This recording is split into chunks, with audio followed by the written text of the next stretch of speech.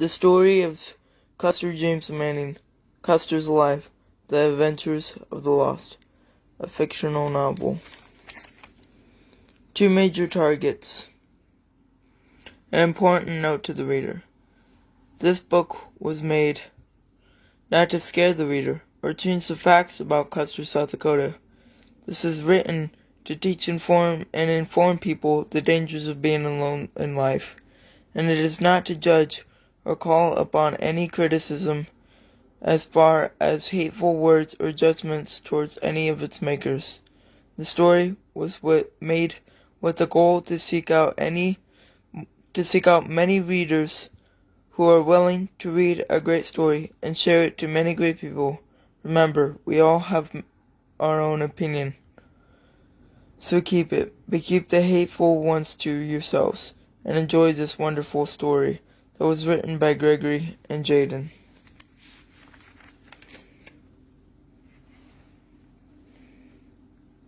Dedications. Greg's dedications. I have some dedications, special ones. My first one goes to Grandpa and Grandma for being friendly. My second one goes to Brett and Shannon for a nice couple my family and I met at Rodney, Iowa. My third one goes to Justin Bieber because he has showed the true signs of a good person as far as his Purpose album. And I'm just a big fan of his no matter what people say about him. Finally, my fourth one goes to Monona County for their kind leadership in making Rodney, Iowa a better place. Jayden's dedications. I have some special ones. I have some dedications, special ones. My first one goes to Brennan Talbert. My second one goes to Amy Talbert. My third dedication goes to Larry Towning. Finally, my fourth one goes to Eric Johnson. Final dedications. Audrey Talbert, Dana Talbert, Gene Zeiser, Pete Wright, John Adams, Dale Pash, Tara Wright, Travis Holton.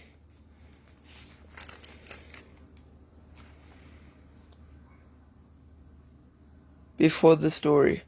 In the woods and the trees, the forest contains honeybees, germ mice, and better yet, tarantulas. All of these living things creep through every day, all year round, because there was no winters, just the abandoned forest, the spooky forest that no one has dared to enter since the natives left the land just 15 years before. But ever since that war, danger had occurred. It occurred in many ways that did not even seem possible. Danger around this forest was typical, because it happened to be that every 2 years, a mysterious curse called Green Force Magic made its way through Custer, South Dakota. However, according to mythology, it was just a legend. A legend to scare the people, but it wasn't a legend. It had already happened, and by happened, it must go like this as mythology puts it. There was a rule between the natives and the U.S. government. A rule that states that no American shall step foot on native lands, and no native shall step foot on American lands. This rule, however, only became more popular as the population of the U.S. grew, and by the middle to late 1800s, the rule was criticized. There became a coup d'etat with both American and native lands and native cities. But after that coup d'etat, the land remained quiet and abandoned. But the story doesn't start just like that. It starts with a rumor that Green Force Magic it is. Well, one thing is, after the war with the natives and the Americans, there was reportings of several greenish glowing objects flying through the forest. However, several other witnesses from around that area have claimed they have saw the greenish objects vanish into the forest while making noisy whistling sounds. Other rumors suggest that these are just planes that are checking in on the forest floor for endangered animals. However, that could not be the case because many other witnesses have claimed that they have saw stick-figured beings roaming the lands outside their farms. Additionally, it was a danger, specifically a specific threat for both the Americans and the natives to see something like this. Certainly, it was no secret that the Green Force magic was such a thing around Custer, South Dakota, and it was no secret that there once was a sighting of what appeared to be a stick-figured being. However, one thing is for question. Is it an imagination? Or could it be true? True that Custer was an evil man, a man that killed dozens of innocent people. Who knows? But 1, 2, or 3 may find out. However, that's just a mystery to find out. Chapter 1. The Newton Gates. Many days have passed with several sinister outlooks. The outlooks of fights between Donnie, Ronnie, and their mom and dad, Chris and Harley Newton Gate. For years now, the family had just been tore apart. Katie, their oldest daughter, died in a car wreck in her junior year of high school, and Mom cried for weeks. Josh, their newborn son, died at birth because his heart gave out in him. It was just a messed up family, a family full of bad luck. The Newton Gates weren't all that in money, but they worked endless nights to earn minimum wage. It was hard, though. It was hard because where the Newton Gates were from, people were just total jerks. But jerks they were farmers, wealthy ones. Wealthy ones that did not give a rat's about what people said or where they were. All they cared about was themselves, hogging the road and making big bucks for it. 3 things that any farmer would do in the state of South Dakota, especially in their area. The main thing with the Newton Gates was they lived in the middle of nowhere. They lived in an area where if you even left your yard you were lost. Every now and then food trucks would stop and deliver food. However, most of the time they only ordered a loaf of bread because of the cost. But back in Maine, the bread was cheaper. Just 2 years ago, before the Newton Gates moved, Dad bought a 2-week supply of white bread, and it only costed him $40. However, the only reason why the bread was so cheap was because of the month's worth of savings on food stamps. However, surprisingly, the bread only lasted them a week and a half, and then it went spoiled. That was the past, though. The past tense of the Newton Gates lifestyle. Now they live in Custer, South Dakota. They no longer live in Maine. They now have only 2 kids, Donnie, who is only 15, and Ronnie, who is only 12. With the 2 kids, they live in a small blue house and drive a Model T. Dad, on the other hand, works up in Hermosa. Life was a little bit different for the Newton Gates in Custer than it was in Maine. In fact, life was really different. They now could afford new things. They could afford to buy bread and even buy enough for a home-cooked meal. The only difference was the environmental settings of the area. Donnie and Ronnie were homeschooled. They had no friends, and they lived in the middle of nowhere, which also caused a lot of depression-like symptoms. Another major target in the Newton Gates life is the fact that Donnie and Ronnie like to run from home. Well, not literally run. They made maps and followed different trails. There was one time, like last Tuesday, Dad and Mom got into a huge fight with Tina, the assessor lady, for not wearing a shirt on her job. And so Donnie and Ronnie snuck out the back door and went on their little hike. But it turns out the lady only did that for Ronnie because she had a crush on him. However, since that day, Dad had put up signs that said no trespassing. There hasn't been a single person there ever since that day. Well, for Donnie and Ronnie, they turned out fine because the lady talked to Mom and Dad for 3.5 hours. 3.5 hours of pure chaos. And for Dad, the whole Custer City probably heard him. And for Tina, she laughed the whole time, even after Mom and Dad had asked her nicely to get off their lawn 5 different times. Until then, they struggled to keep ground. 2. May 1805. A huge flashback in time. I was lonely, I was stoned, and abuse came to me as it was allowed. From an era to a time, to a place I really wanted to be.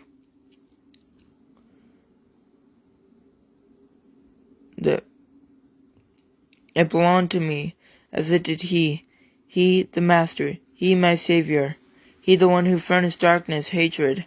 The shame of my life was furnished and plunged. Down the drain, my life went into pieces and bits. Stories I will share, stories that shall be forbidden to tell to any of your ministers. From the eyes of the secret society to the eyes of my own. I can watch, I can see, but not yet, I'm being born. I can kill, and you shall see. You shall see the darkness in my eyes, my richness from the skies, and you shall see me from a hill. A climbing mountain with a dragon you shall see for protection. 2 guards you shall see from the darkness of night. A woman you shall see shall come across if you dare to enter my hill at midnight. 2 steps too close. Watch my nose. I am the eyes of a lion of fright. Just beware, watch my paw, and you shall sprawl like a rat's chew toy on replay. Just watch out. I will be born. I will think. I will walk. I will talk. I will fight. I will kill. But hold on, this is just skill. Don't walk up on me at night, or this just might be good night. Custer, 1843.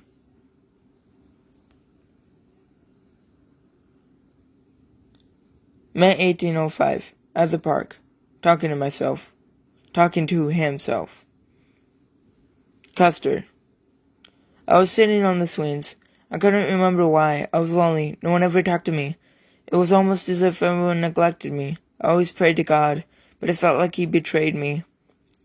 Then I worshipped you-know-who. He gave me my potential. Ron. Now I'm sitting here on a chipped-up wooden swing and talking to myself about nothing except for what people claim is nonsense. Okay, let me get something straight here. Get what straight? Ronnie asked, while walking his way up to the swing. Now sitting by him. Then in a moment another boy walked up, this time saying, "Hi, how are you doing today?" Custer took a while to answer those 2 questions. But before he answered, he said something like this. "My name's Custer. If you have a problem with me, try talking to my friend, my imaginary friend.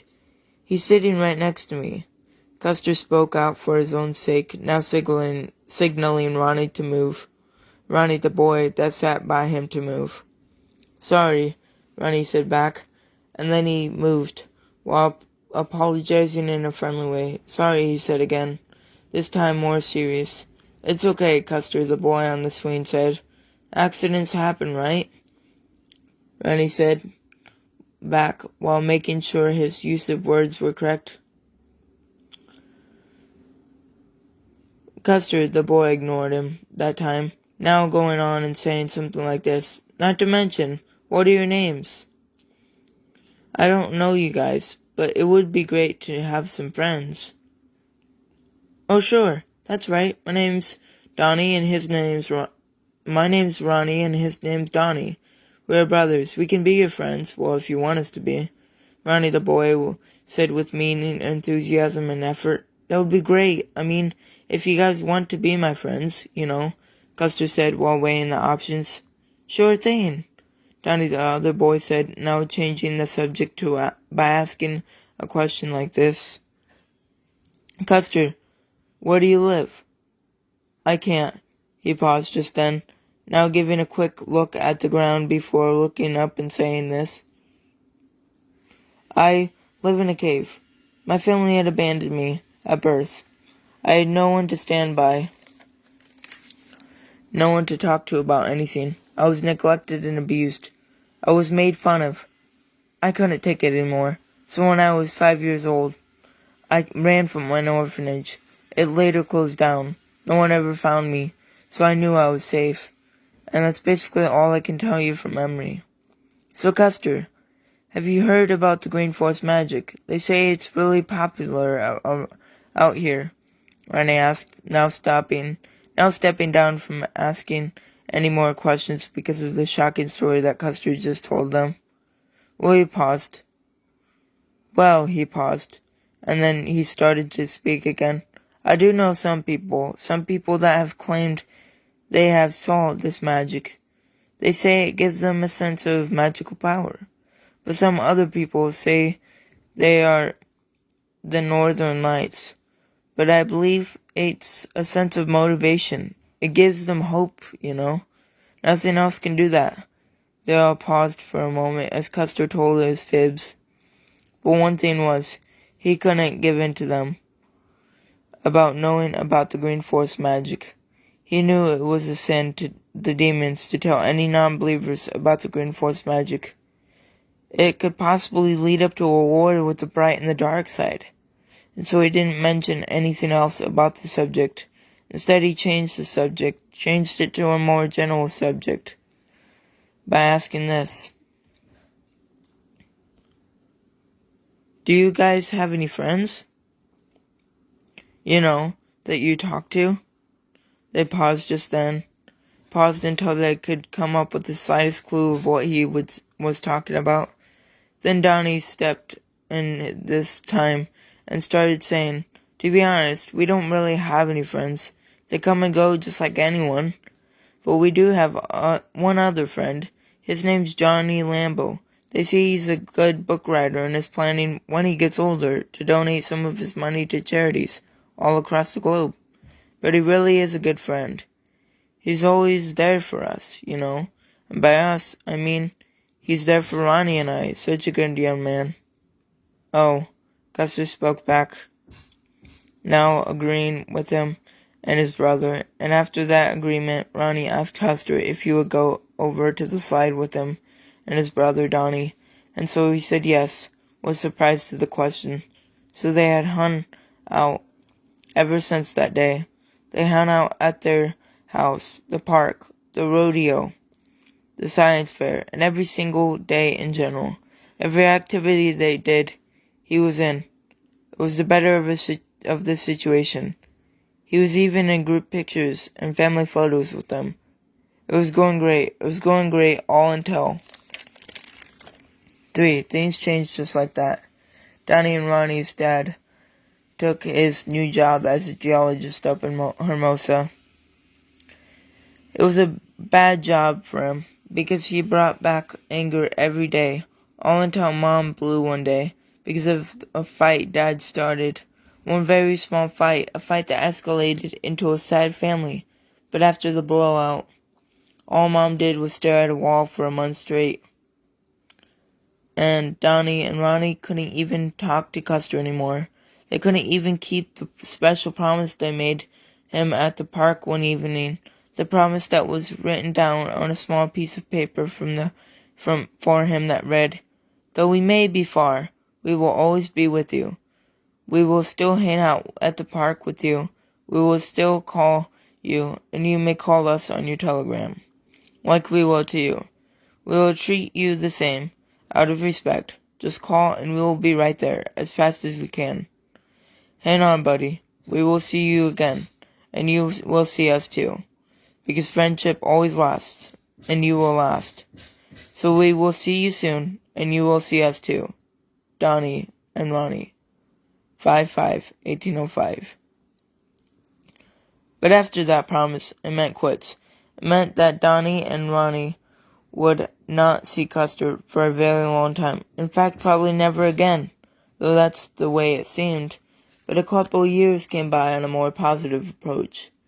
Here recently, Mom just received the Nobel Prize for a book called Patience with the Wind, Spreading God's Word, which was a book about her lifestyle as a young child with 14 brothers and sisters, and about her recent struggles with depression and suicidal thoughts. She even had a whole interview on it. So now, every other week, Mom should receive a check in the mail that says $500, but if she doesn't, then she gets another $100 added to that. However, so far, it's turned out very well. Last night, which was Saturday, Mom received her first check, which started at $1,000 with a package of her books, each marked Harley Newton Kate, and on the top of the package there was a note from the publisher that read, "Be wise with them. Here package are 12 copies of your book. Hand them out loyally to the ones you can trust. Live generously. Sincerely, Barbara Miller. Newhouse Publishing, 51040, Onwa, Iowa, June 16th, 1809. And the moment Mom received the package, she was happy, like she used to be, which didn't happen quite often anymore. But with their excitement now and for the next 2 weekends, she would treat the kids the best. Granted, Dad was still Dad, Chris, Newt, and Kate, but that didn't change the matters. It wasn't about the wealth that brought on Mom's attention. It was about the happiness, the excitement. But even though they had a little bit of fame too. It didn't matter, and it also didn't matter that Mom had interviews every now and then, or the fact that people asked about her book. All that mattered was she was happy, and that's all that counted, especially being known as folks from the middle of nowhere, to being a high class, to all-star. It was a great life, but money didn't mean everything in the 1800s. It was about bringing the family together on a better budget, and it also meant helping out other people that needed a little help. But Donnie and Ronnie had one person in mind, Custer. Yes, it was me. I'm that one. That person. But even I, who is Custer James Manning, couldn't figure out who I was. At least to find out that Donnie and Ronnie were rich and that I could use some of that money for myself. Custer, 1843. 4. Wednesdays are the best. Wednesday came, and it came by in a flash. It was actually going to be pretty decent outside. The weatherman only called for a high of 70 degrees, and tonight wasn't going to be any worse. The weatherman only called for a 15% chance of rain, which around here would only be a 0% chance of rain, surprisingly. But it was the thought of decent weather that counted. It counted into multiple relays of versions the day could have been. But that's not what God had in plan.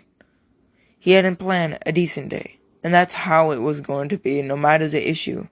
It was to Donnie and Ronnie that it was going to be a sunny day, a good day to share so many memories. Memories like Grandma Betry's arrival tonight, which would be around Donnie's birthday celebration time, while he would be turning 19 years old, for what he called his lucky number. A lucky number of fortune, because the 16th was when Mom started to get rich.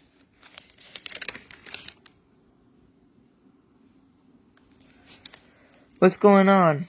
Is it my death? Look at him. He's me. What are my pants doing in the kitchen? Donnie spoke deliriously, now sitting up to realize he had a dream. You ready to get up now? It's your birthday, Mom's asked out of truth to her words. Oh, well, of course, I can't forget about today. It's my 19th birthday, Donnie spoke out, now realizing what was really going on. Donnie, Mom spoke in a voice of fortune. Yes, Mom? Donnie spoke back, now sitting up on his bed with a concerned look on his face. Buddy, I love you, Mom said with meaning as she walked over to him, just narrowing her eyes a little. Listen, she said with a little comfort and peace. I've got something for you, and I hope you take me seriously, boy. Listen, I know we haven't been the best parents for you and Ronnie, but just listen, boy. You may not believe me, but this is for you. She spoke to him, now raising her eyes and taking her arm out from behind her back. Wow, Patience with the Wind. It's your book, Mom. How come you are giving it to me? Donnie asked in surprise at the first moment he saw it. I want you to enjoy it. I want you to read it from start to finish. I love you so much. I just can't express it enough. Mom spoke softly to Donnie, who now went to give her a hug. They hugged for quite a while, until Dad and Ronnie came in and said, Happy birthday. And they all smiled and got ready for the long day, and by noon, there was a great big surprise. There was a knock on the door, a knock of happiness, and as the knocking settled down, Dad went over to open it, and there stood Grandma Betry, her eyes as pale as a rock, and her hair put up into a bun. She held 2 big paper grocery bags, each filled up fully and covered with tissues. "So, thank you for having me here. What a delight this is," Grandma Betry said as she walked her way into the house while making herself feel at home. "Well, you look quite charming today. How have you been lately?" Dad asked in a deep voice. "Oh, Chris, what am I supposed to do with you? Always so charming, flattering. Remember when you were 16 and you liked ponies and horses? Oh, those were the good days. Granted, that was when you actually listened. Gee, not so much anymore. Hee hee hee." Grandma spoke out with courage. "Man, what's the rush for, Grandma?" Ronnie asked. "Oh, nothing, dearie. You let Grandma take care of business, okay? You just go on now. No need to take credit," Grandma spoke back with arrogance. "But Grandma," Ronnie spoke. "Nope, no buts. You just do what I say. Go on now. We'll call for you later. Don't worry. You are not going to miss out on anything." Grandma spoke again, this time with meaning. "Okay, Grandma," Ronnie said, and he walked off for his room and up the stairs. He trotted with exception. Meanwhile, down the stairs, Grandma Betry was setting down the bags on the table, all until Mom said, "Here, what do you want them?" "I think we can set them over here on the couch, if you'd like," Mom suggested, but she knew that Grandma Betry never liked suggestions, and for some reason, she was only nice to Donnie, but she was never nice to anyone else. For a moment, Grandma Betry's eyes widened a little bit as Mom suggested her to do something. Oh, sorry. I'll keep it over here." "No need," Grandma Betry said, while spilling a look over at the stairs to see if Ronnie was listening to them. But he wasn't. So she finally decided to pay attention to what she was doing, and it was quiet again for a moment until Dad said, "Well, it sure is a nice day out today. Do we have any plans, honey?" Dad asked, while trying to change the conversation and draw it over to Mom. But she wasn't listening. Instead, she was glued to a show on TV that was mentioning something about her book that went like this. "So, Jamie, have you heard about Harley Newton-Gate's new book called Patience with the Wind, Spreading God's Word?" "Yes, Hunter. I bought it for myself and it was excellent. Whoever this lady is, I wish I could meet her. She's helped me find who I really am. I don't know how to thank her enough for it, because one day I found a young little boy, Custer James, sitting on a swing alone, while crying to himself. I wish Johnny and Ronnie Newton-Gate could see me again, and I remembered walking up to the boy and asking him what was wrong, and I said to the boy, 'It's going to be okay.' And he was okay after that. Sweetie, are you really watching that?" That news is old school," Grandma Betry said, but Mom ignored her and went on by saying, "Donnie, wasn't that Custer boy that you and your brother were talking about?" Yeah," Donnie said, while afraid to think of what she would say back to him. But she didn't say anything except for, "That's cool." And they went on to another subject again, but this one Grandma brought up. "Instead of talking about nonsense, how about we talk about reality? So Donnie, we'll let you choose first since you are the birthday boy. What kind of cake would you like? Would you like strawberry or chocolate?" "Oh, like one of each, please," Donnie said while weighing his options. "How about you, Mom and Dad?" Donnie asked out of question. "I'll pass. I've got to watch my diet," Dad butted in. "How about you, Mom?" Donnie asked. "You know what? I think I'll pass too.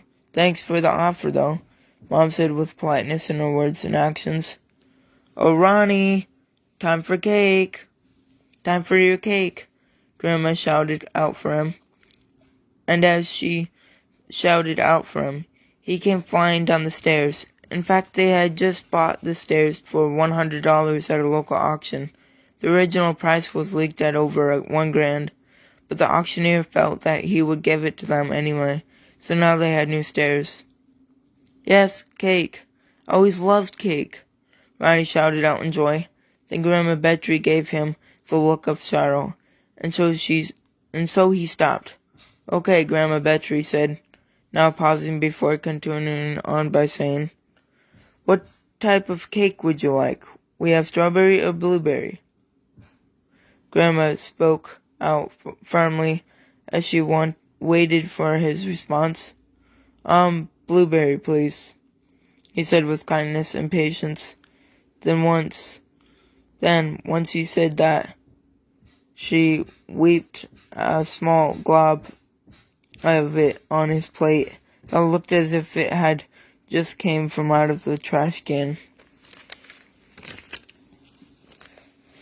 But it turns out Grandma Betry didn't make the best kind of cake, but at least she tried. And that's all it takes. However, one thing that wasn't quite right was that Donnie had more trust than Ronnie in a lifetime, and Grandma didn't help the matters. She only made them worse. For Donnie's birthday, she bought him a brand new TV radio and a couple of new books that were written and signed by an author that went by Mark Twain. But she never even thought about Ronnie. Ronnie was one of the kids that was always left out on things. It wasn't right, and it was unhuman-like. Donnie was never even out for sports, and when he was, he had an injury of some sort, so therefore Mom took him out for his safety. One major factor to the lead in cause, though, was that at times Mom was overprotective of Donnie and Ronnie, so she had less leisure time.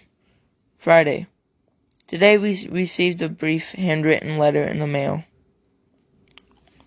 Mom came and got us to tell us about it, and we were excited. We didn't know what to expect. We hadn't seen Custer for 4 years.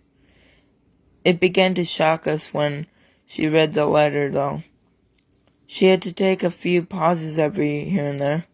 But the good news was that she read it, and she read it like this. I hope you guys are okay. I've been missing you.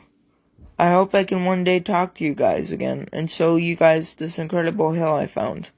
It's a big view, quite the scene. You guys should come sometime. Maybe check it out. It's worth the visit. I can tell you that. But anyway, high hopes to all of you guys. Love you, dearest Custer.